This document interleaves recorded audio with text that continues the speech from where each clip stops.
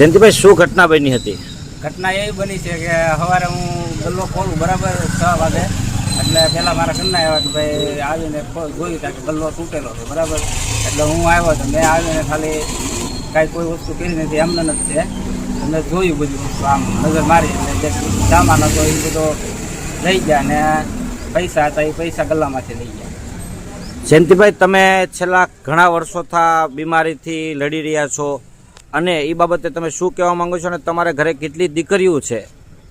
મારે હું છેલ્લા 3 વર્ષથી મારા દ્વારા કેન્સર આંતરડાનું ઓપરેશન કરાવેલું બરાબર.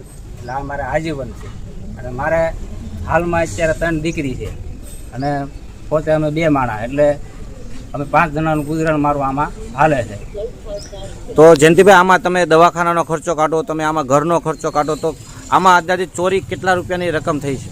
ચોરીમાં એવું છે કે મેં મારે કેમ્પાનું ફ્રીજ લેવાનું હતું ને, એટલે મેં 14,200 મેં એમને ગલ્લામાં મૂકેલા હતા બરાબર. એ ગલ્લામાં એ લઈ ગયા અને ચિલ્લર હતું એ બધું લઈ ગયા, અને બાગબાન હતા, વિમલ, ટાન્સન એ માલ હતો, એ અંદાજે 65,000નો માલ એ લઈ ગયા. તો હવે તમારી શું આગળની માંગ છે? મારી માંગ એક જ છે કે ભાઈ ઉત્તરાયણ પોલીસ સ્ટેશન ઉપર મને ભરોસો છે કે મને આનો ન્યાય જલ્દી અપાવે.